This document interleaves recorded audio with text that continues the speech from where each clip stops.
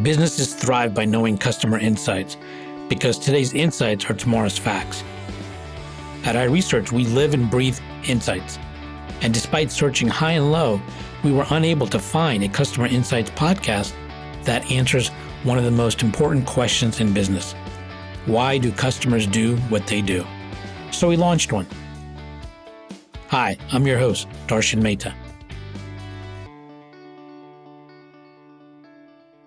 Today, I'd like to welcome Kalil Vicioso. He is a 20-year career that is distinguished by shifting research boundaries, challenges, and breaking barriers. He is a bilingual, multicultural expert in creating a more integrated marketing approach by highlighting the importance and influence of cultural trends. And as he said, he is on a mission to empower brands through cultural and behavioral insights. Welcome, Kalil. How are you? Good. Thank you. It's a pleasure to be here. Thanks. I want to hear about your journey and some pivotal moments that you've had that have brought you to focusing on cultural and behavioral insights. And as you say, becoming a self-described consumer trends fanatic. I have this, probably, it's funny, the key inflection points go way before I started doing this kind of work. So I had graduated undergrad. I ended up doing history and mostly because it was a way in to understanding people and how places changed, and provided a lot of insight to that. And then I thought maybe I'll go to grad school, maybe I won't. It was working, and I was oddly enough managing 747 cargo flights to Moscow. Huh. This is back in the dating myself, but this has got to be back in the mid 90s. Mm-hmm. So things are just opening up, and I'm just fascinated because I'm seeing pallet upon pallet after pallet filled with vacuum cleaners. And so I'm so curious about what is with the vacuum cleaners going to Moscow. And these two young guys in their 30s are making a fortune by shipping vacuum cleaners. They're not the official representatives for I think it's Hoover. They're not official sales reps or anything like that. They just realized that people don't have vacuum cleaners. This has just opened, and everybody's glomming onto the need for vacuum cleaners, suddenly making their lives easy. And it gave me this amazing insight. So you have this big political transformation, this big social transformation, and then you see it show up in these really interesting ways, like this selling of vacuum cleaners. That's just so amazing and opens up all these opportunities. And so that convinced me that I really don't care so much about the business of sending cargo, but I'm really fascinated about what's going on in culture. So I eventually found a graduate program that was CUNY Grad Center, and it was focused on development, but not focused on children exclusively. It was development is your way of looking at things.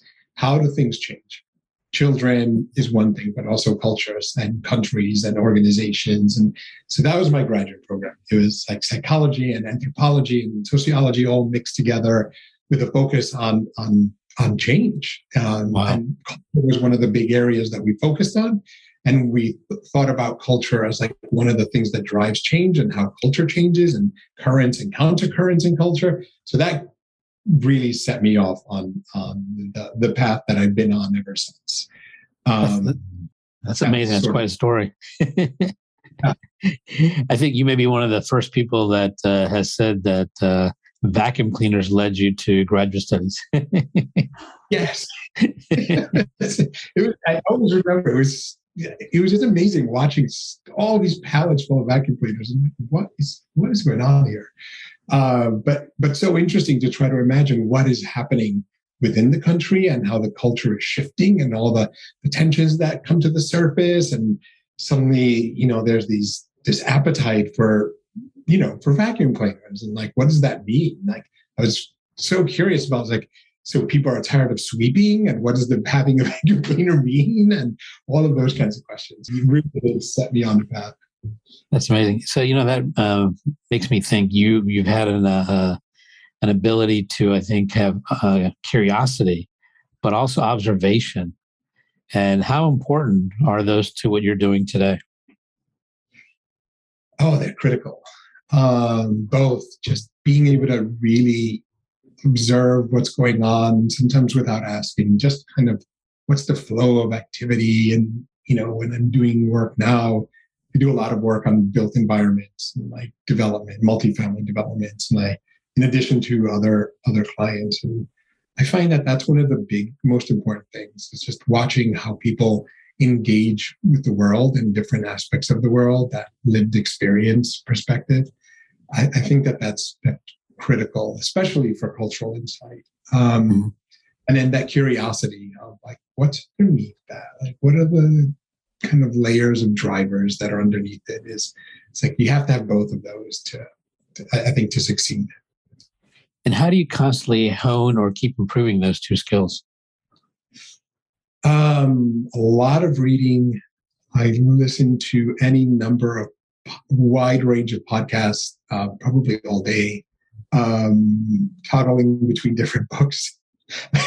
So keeping just trying to stay on top of the ideas and where what people are talking about and how they're framing stuff up, and then just making it almost part of if I'm going out, walking around, going to a store, going wherever, I'm almost magnetically drawn to what people are wearing and doing, and where they're gravitating to it. So it just becomes part of almost like the practice of daily life involves that for me. Interesting. So I'm curious, when you are observing stuff, how do you figure out ways to peel the curtains back to understand what's driving what you're observing? Are there some tips or things you've discovered over the years that really help you? Like you observe the vacuum cleaners, or you see what's going on in society. And, in order to really understand what's driving that, you got to peel some layers back. How do you do that? I find that the most valuable thing is really getting into like I said, the lived experience, the granular. So you get up in the morning and what happens? And what's the flow of that? What does that look like? So you're brushing your teeth, and how long does that take? And then where do you go? And then what do you do? Really having people break those things down for me. And I'll give you an example. So hopefully this starts to answer the question, but I tend to try to look at a moment first and then understand what are the different pieces of it. If I pull this apart like a puzzle piece, like who's the cast of characters? So almost thinking about it as a script or a scene helps, I would say. Is like there's a cast of characters, who's involved, who are the protagonists. There's all sorts of props and settings, and so what's the prop and what's the setting? And then there's the motivation for why people are doing what they're doing, and what's motivating different characters. And I find if you start to deconstruct it that way, it's a kind of a useful way to help tease it apart and okay, I see. So these are the characters necessary in this scene. And here are the props, and this is the setting. And what happens if you change the setting? What happens if you change some of the props? What happens if you switch out the characters? So it gives you things that you can play with, even qualitatively. You can start to poke at those things. So basically, you start taking a 360 view and start asking many questions. Absolutely, and then without getting too academic, there's sort of a structure to it, right? So I always think there's a structure to the things that we do, and the structure to any moment that you have, and that involve some rules about the interaction and how you're supposed to interact and what you say and don't say, and who's there and in what setting, and how does that change? The conversation with the same person over beer is different with the conversation with that same person during a meeting in the office. But the only thing that changed was the setting, right? So it's the same two people, but now you're switching out the setting and you switch some of the props and you add social lubricant, and all of a sudden the range of things you talk about starts to change. So, and that's all about how culture defines those different moments. Mm-hmm. It's interesting if you think about it, research, as academic as it sounds, in the end, it's really structured curiosity, right? Yes. I love that phrase. Yes. In terms of cultural insights, What do many people or brands do that have misunderstandings or misperceptions when it comes to cultural insights? I was thinking about this, and I think that the one is thinking that culture is either all about food and language, mm-hmm. or that culture is all about ideas. So I think that that's a mistake because it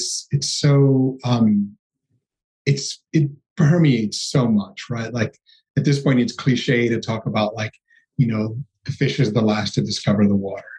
And I think that while a lot of people repeat that story about, one fish says to another, the water's really great. And the other fish says, what's water? And like we tell that story. But I think the lesson of that story, as simple as it sounds, takes a while to really internalize. Like we're living in water. Like culture is we're just swimming through it. It adds this layer to the way that we see the world. And it's quite profound. And it expresses itself in different things like language and music and all of those very visceral and sensorial things, which is, I think, the other thing is that sometimes in questions or things around culture, they're very attitudinal. But culture is very sensorial. So I think that's one where like you're missing it if you don't get into the lived experience because culture is very sensorial. Like we live and breathe it and listen to it and dance to it and savor it all the time. And so what are 3 things that companies should really know when they're pursuing cultural insights? Definitely one of them is like focus on lived experience, get into the nuances. Or I should say focus on lived experience because then you'll discover those really important nuances that will help you connect better with different audiences by getting into that. 2 is that, and this is something that really crystallized for me recently doing some research with a client, is that culture is a lens, not necessarily the core identity, but it's the lens through which people see the world. So that's an important one. Remember that it's the lens that people are looking through. And then the really pay attention to what's being said and sung and created and memed, because those are all important parts of culture. I think those are some key ways to start. And the one that I'd add that we were talking about before is that it's ultimately structure. You can deconstruct it and see how the pieces are interacting and like what happens if you switch one thing out versus another. And so there's room to play in your approach, so maybe there's a fit, which is play is really important in your approach. When you say structure, I'm kind of envisioning you're having a start point and kind of an end point. What is your end point? What's driving you? What you mean in any particular project? Like, like a structure. You said, structuring the questions. Is it like, are you seeking a truth? What is it? What's the structure to? Because I'm envisioning what you're saying is digging deeper. Correct? It is. I think it's almost as if in my mind I look at this and I want to answer a question, and it's a puzzle. But it's funny because it's a puzzle that sometimes works in reverse. Because you have the whole picture in front of you. So now you have to kind of pull it apart to figure out how the pieces come together. So when I think about the structure, that's what I'm thinking about. It's like, okay, so here's the puzzle, but now I have to pull it apart so I can understand how these pieces come together and interact with each other. And that's what I mean by like, it's the who you're with and how that influences that moment that you're interacting, like the brand in a moment. So I have to deconstruct this and I'm thinking like, well, who are they with when they're engaging with your brand? And like, where is it happening? What are all the different places and where? So it's a puzzle but in some ways you're going in reverse because you're pulling it apart to try to figure out how it came together. So it's like deconstruct. You've become like the Sherlock Holmes. Yeah, I think when we're doing it well, it can feel like detective work. Like you're just like chasing the different, like, oh, wait, what is that about? Yeah. So chasing these insights are cultural insights different in the pursuit of them, different than, let's say, normal insights? I don't think so. I think the addition is that you're foregrounding the important role that cultural norms play in the way that a situation is structured. So you're foregrounding that the importance of culture and how it plays out. I think that that's the key difference. And then I think where it's a question of like, where is it most useful? Like, if you're trying to create communication that resonates with a particular audience, cultural insight is going to be invaluable. If you're trying to get inspiration for innovation, cultural insight is going to be invaluable. So that is a necessary part of arriving at the insights you need to really take action. So I think it's more of like the foregrounding of the cultural dimension. Mm-hmm. You've been doing this for a while, and I'm sure you've encountered some research barriers over the years.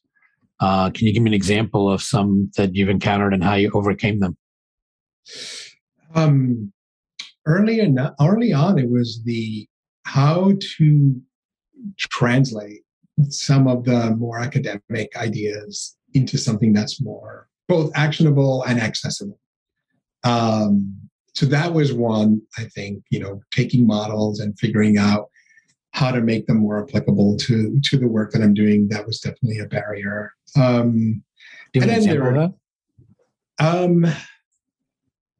think some of the barriers, like some of the thinking around culture and identity, right? Like how to think about the role of culture and identity.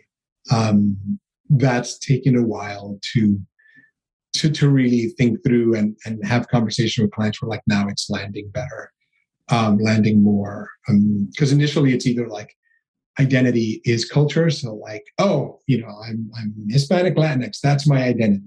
Whereas like, not quite.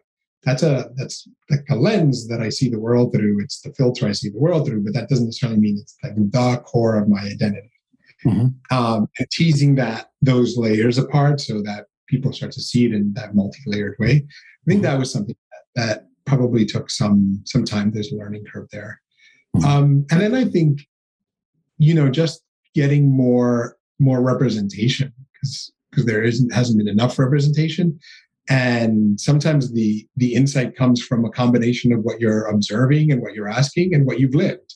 And when you're able to kind of think through all of those. And so I think that not having enough diverse people in cultural insights has been a barrier to arriving at deeper cultural insights, a deeper level with the way we think about cultural insight.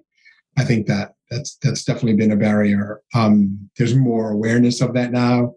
I became a board member of Insights in Color precisely because of that, because it was a call to action. And so like, thank you, Whitney, for getting it started. But it was such a great opportunity to be part of really bringing attention to like, this is a glaring error. We're supposed to be providing insights on human beings in the world or even in the United States. And there's so few people of color that we're missing the boat because some of it is like, again, that lens, like my lens of lived experience is not something that's easy for somebody else to step into. So having lacked that was a barrier to really getting to the depth we want to get to with cultural insight and insight in general. Mm-hmm. Have you found it a way to communicate that to others? Because I think I know what you're saying. When you have these insights, but how do you communicate to other people that have not been immersed in the culture you're trying to explain to them, and how they need to communicate or address that in their branding and everything? I think that's one of our challenges, right? Is building empathy. So a lot of sharing narratives, that helps a lot, especially if we have people sharing their own narratives. A lot of bringing back wherever there's collateral, whether it's objects or color palettes, or to try to bring that to life more. Those are some of the ways to do it, really just trying to get people into that headspace. Constantly on the search for co-creative activities to help clients kind of take a moment to step out of your role. Because there's another where one of the challenges, right, is is like, where do we do this workshop? And like a lot of people say offsite. And I buy into that because like as long as you're in your office, you're in your role. Right. And that's a culturally prescribed role and way of being and way of feeling. And so we've got to extract you from that and then try to introduce you to this other experience. And as much as possible, try to get you to try to deconstruct it yourself. I find that works. So getting all the way to the answer at the end is like, that's always going to be co-creative. So as much as we can get clients to work with the insight themselves in workshops, is now they have to start thinking about it more actively, as opposed to sitting there and receiving the report. Just information, right? I think that makes a difference. I think ultimately people do learn by experience. And if you can somehow recreate a micro version of it so that people can feel it, I think that definitely makes a difference for sure. Yeah, so I'm always on the hunt for those. Any ideas, always send my way. Tell me about your work with insights and color and also intentional disruption. So like I said, I joined the board because I was like, very excited when I saw a post on it by Whitney. And she and I had worked together some years ago at a consultancy. And I love this idea of like intentional disruption.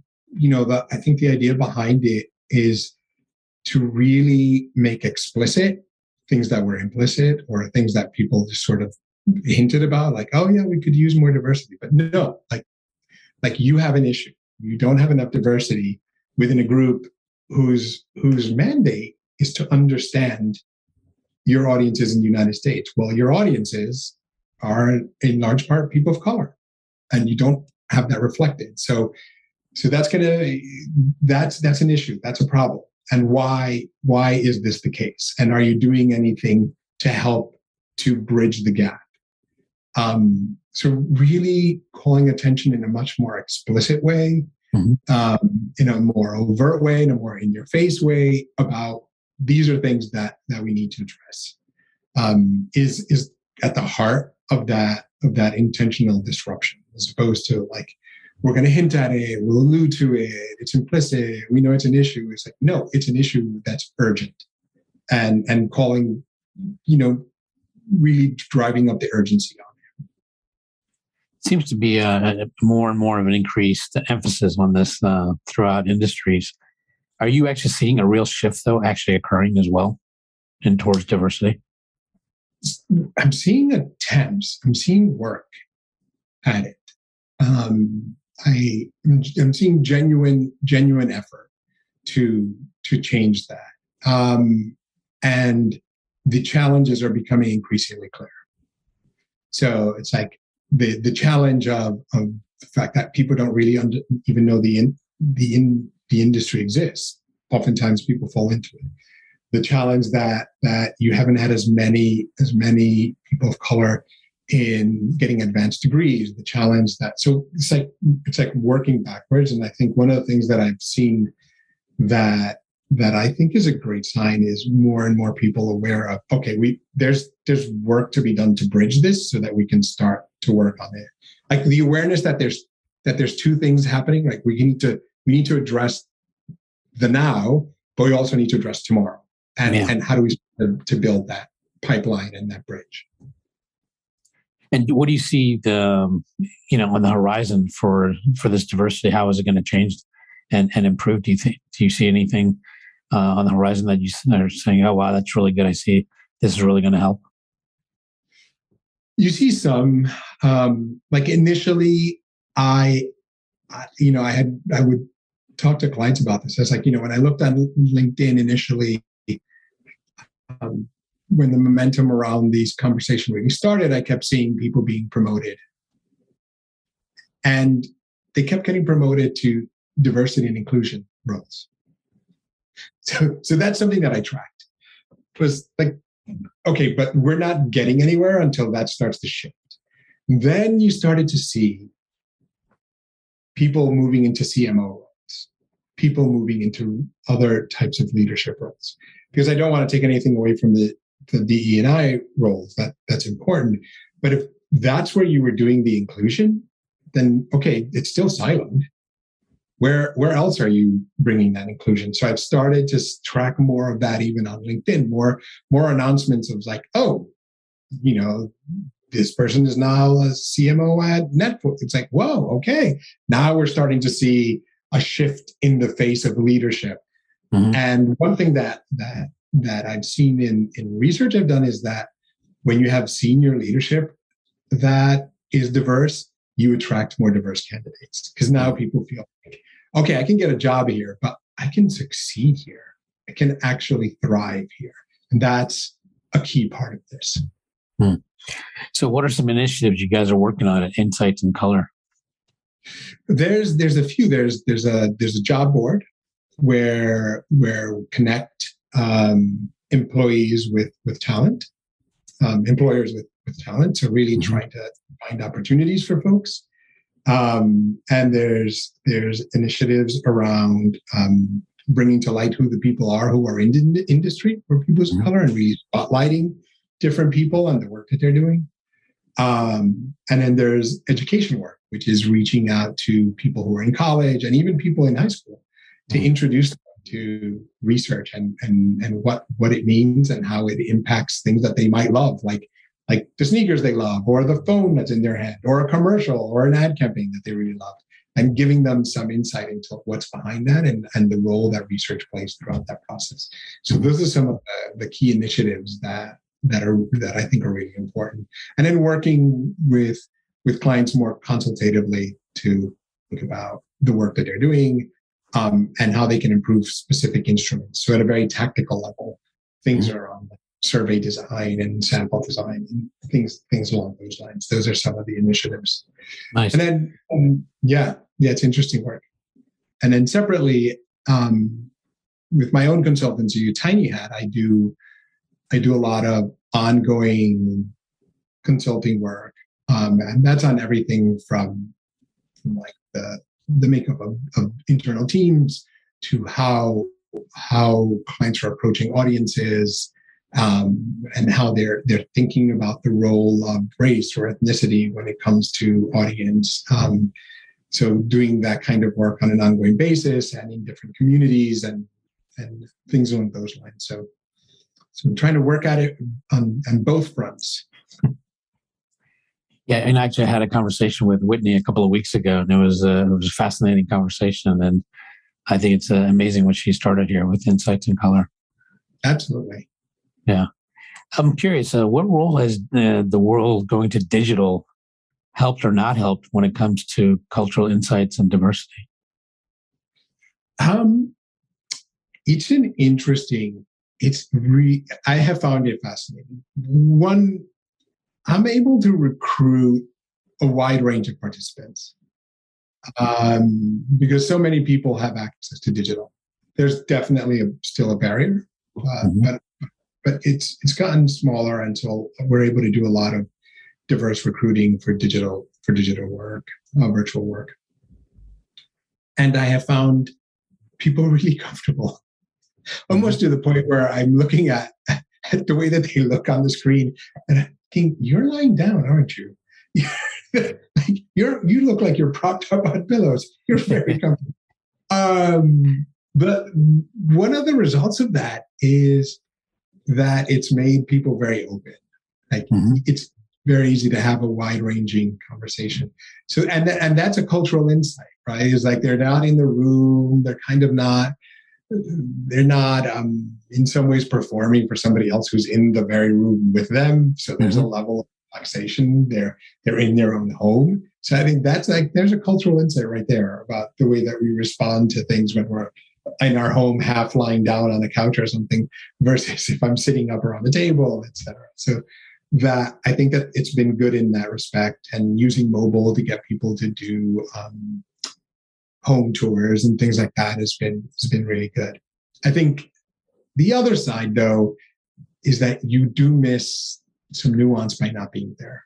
So there's a level of just being in the physical environment. And like I said, culture is sensorial. So some of those things, it's harder to pick up on. So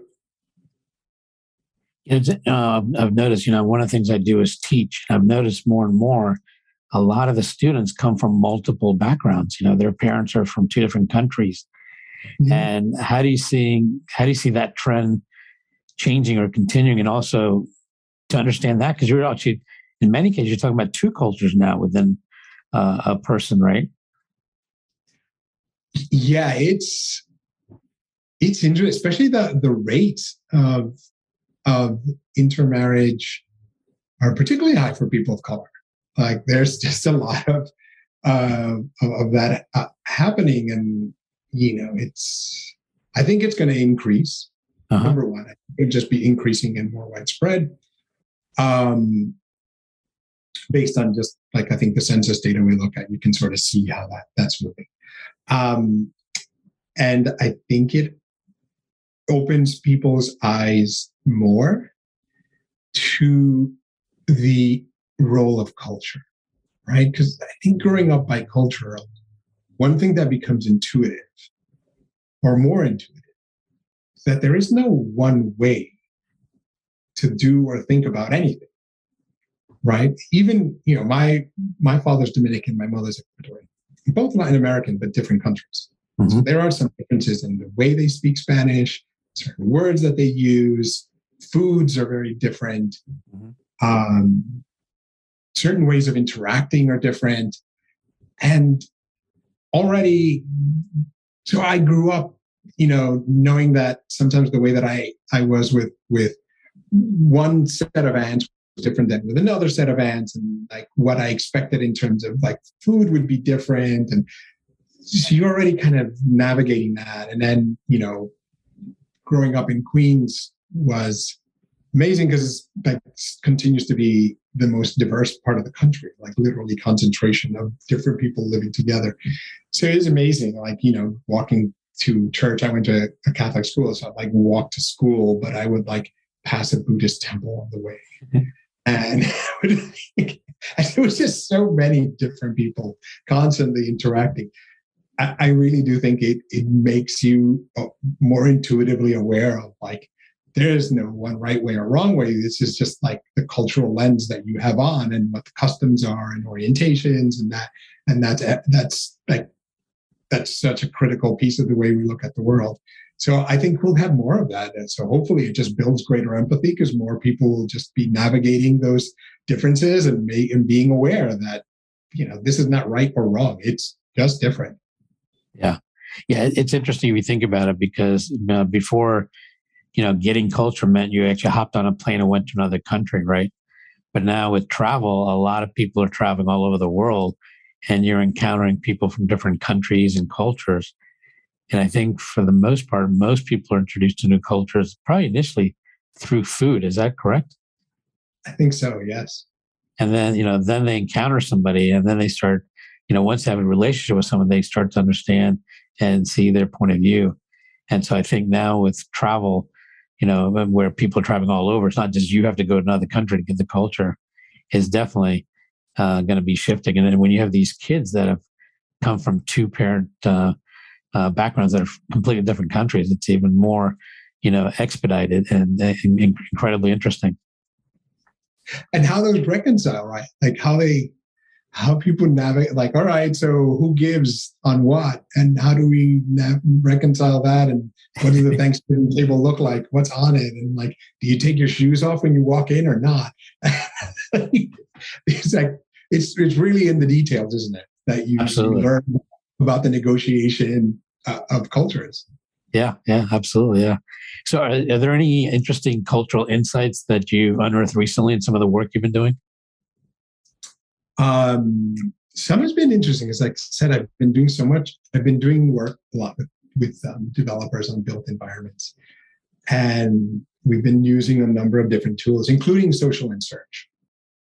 I like to use social and search a lot as like a giant qualitative database of this dialogue happening in culture.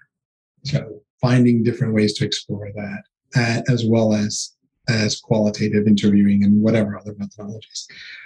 But one of the interesting things was just how little developers until more recently had really leaned into kind of understanding their their future tenants' lived experience. It's like, what is it like to live here versus what are all the wonderful features you want and amenities you want? And that has been like insightful to me to see how they resonate with that. But some of the interesting things are just reminded me, like one thing that I was reminded of in that work is how not to take for granted what you think something even means. So I'll give you an example is sustainability. So, this developer wanted to lean into sustainability as a differentiator in this market in St. Louis. And so we looked into that in social and search, and then we followed up by talking to people about it. And it was so interesting that this term that we often take for granted does not have a shared meaning, right? And in some regions, that conversation is further along or broader, particularly in the coasts. There's a broader conversation about what that is. And in other parts, all we kept coming up with on social was green spaces and energy efficient appliances.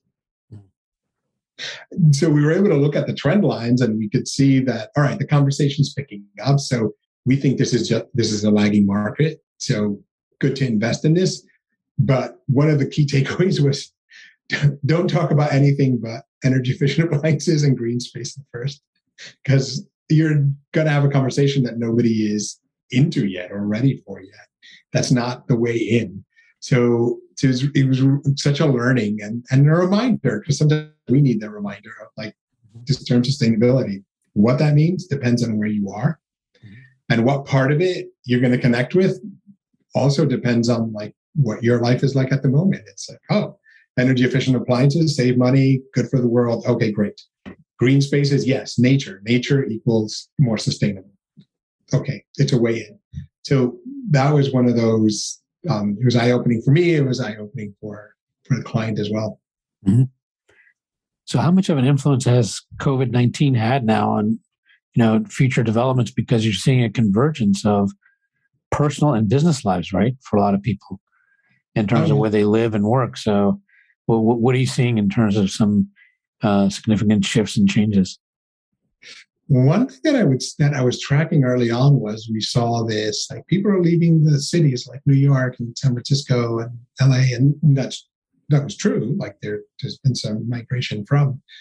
Then looking at where people are going to was interesting, because it turned out like they're going to second-tier cities for the most part, as opposed to suburbs.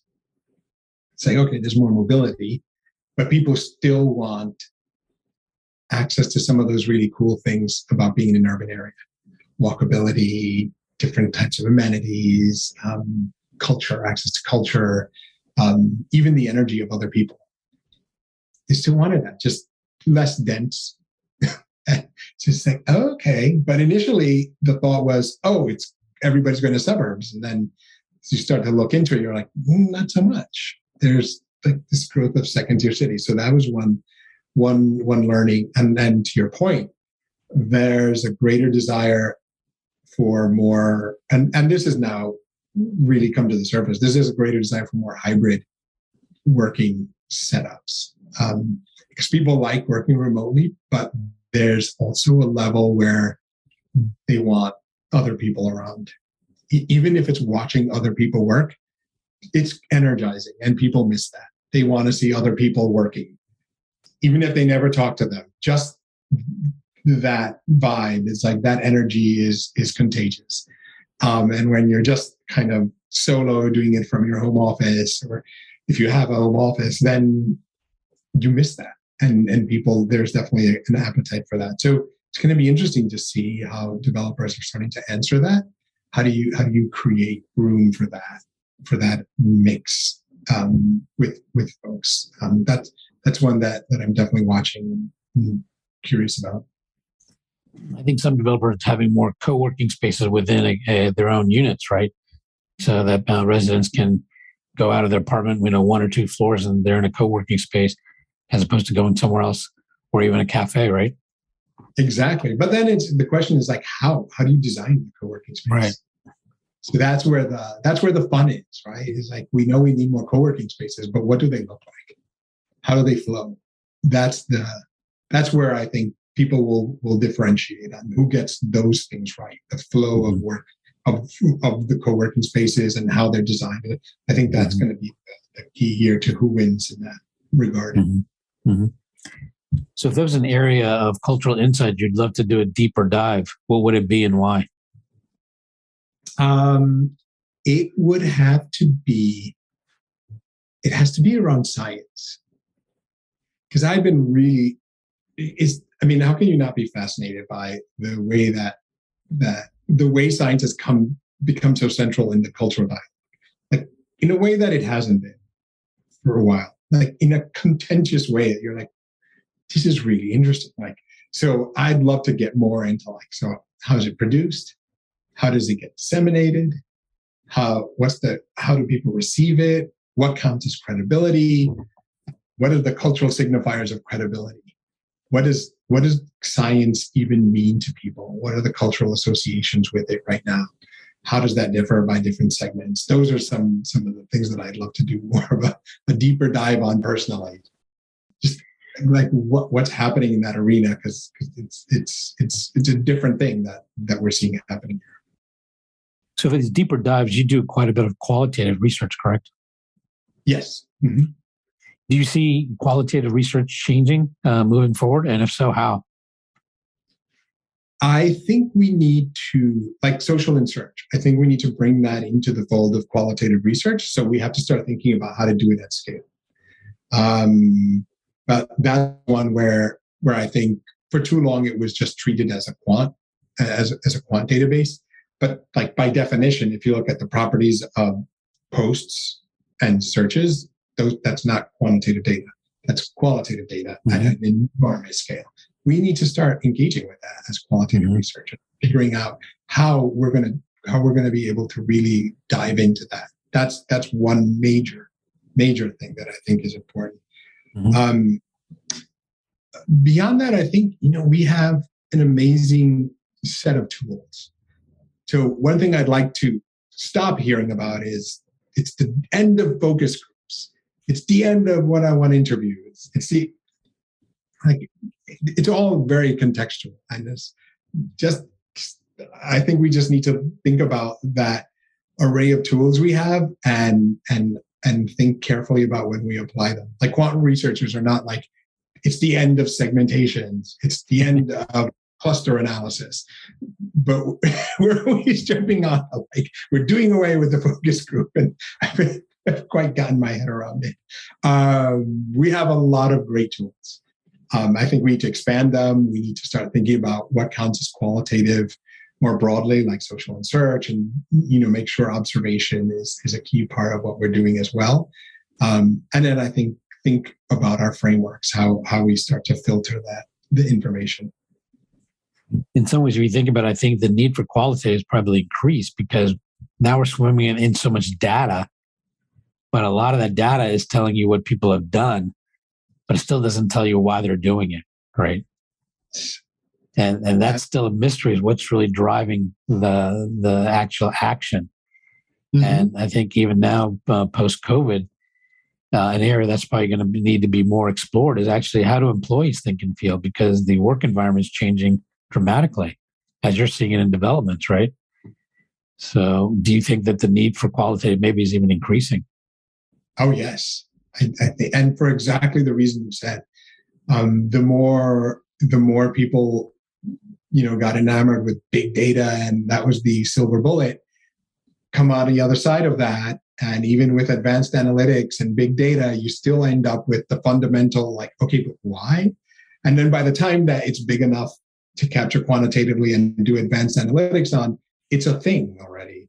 So if you're trying to pick up signals of what may lie ahead and what's underneath the surface, you have to do qualitative. If you want to get to the why, if you want to get under the surface, if you want to try to have a bit of foresight, I don't think there's any way you can get there without the qualitative. And how much of an influence do you think getting at the why is for something that a lot of brands would want to do, which is differentiate and innovate? How important do you think it is to get at the why versus just seeing what people are doing? Oh, I think that's the game, really. is getting at the why. Because if you really want to connect, then that's how you're going to do it, right? At the motivation, like Simon Sinek. What's the why? That's why people want to come alongside of you, because of your why. But you can't align your why as a brand with your customer's why until you really understand it. And that's where the connection happens. When my why and your why can meet, then we're in it together. Then we can be in it together. Otherwise, it's just all about your why, right, and not mine. So I think the magic is there when the brand's why and the customer's why, the people's why meet, is where you get the most powerful connections. It seems like that's what really drives true innovation and differentiation, don't you think? Yes. Yeah, I do. Yeah. And that's something a lot of brands are seeking, because that's the way to have a competitive edge. But if you really think about it, the way to really get that is to have a deeper understanding of the why. Yeah. Yeah. And that why is going to be layered, right? It will be simple, and it won't necessarily be just what people say. You also have to be paying attention to what they do and what's underneath what they say. What are the cultural frames that drive the reasons they give you? Like that level of analysis, I think is the other piece. Maybe that ties back to your question on qualitative is we hear people tell us their why. We need to get underneath their why. The why of their why.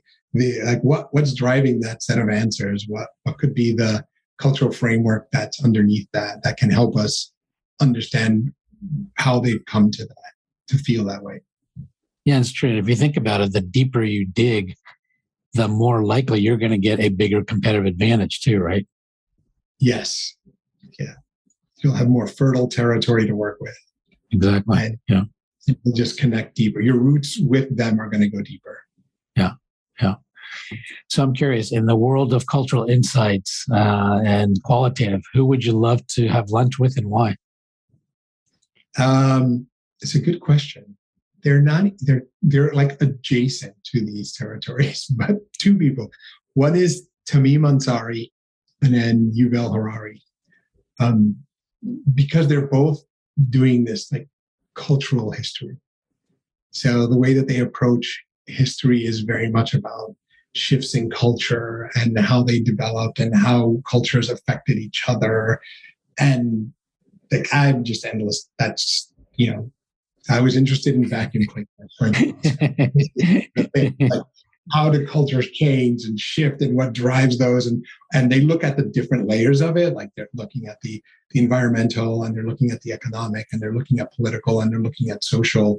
So they're really taking a broad cultural perspective on that. Mm-hmm. I'd just love to sit down with either one to kind of just talk about, what's happening today and where they see things going. And they have that historian's perspective of like, these are the waves of change that we've seen. And like, all right, so what do you think we're in now? What is it more comparable to? Is it more comparable to like the Enlightenment, the Reformation, the pre-Civil War era? What do you compare it to? Right. That sounds very interesting. Well, I want to thank you very much, Kalil. This has been a great conversation. I've enjoyed it. And, you give me a new perspective on some of these things, and which is something I appreciate. Thank you. Oh, thank you. Thank you for having me. It was a pleasure. Have a great day. You too. Bye-bye. Getting to AHA was brought to you by iResearch. To find out more about us, head to iResearch.com and make sure to search for Getting to AHA in Apple Podcasts, Spotify, and anywhere else podcasts are found. And don't forget to click follow to ensure you don't miss any future episodes. Thank you for listening.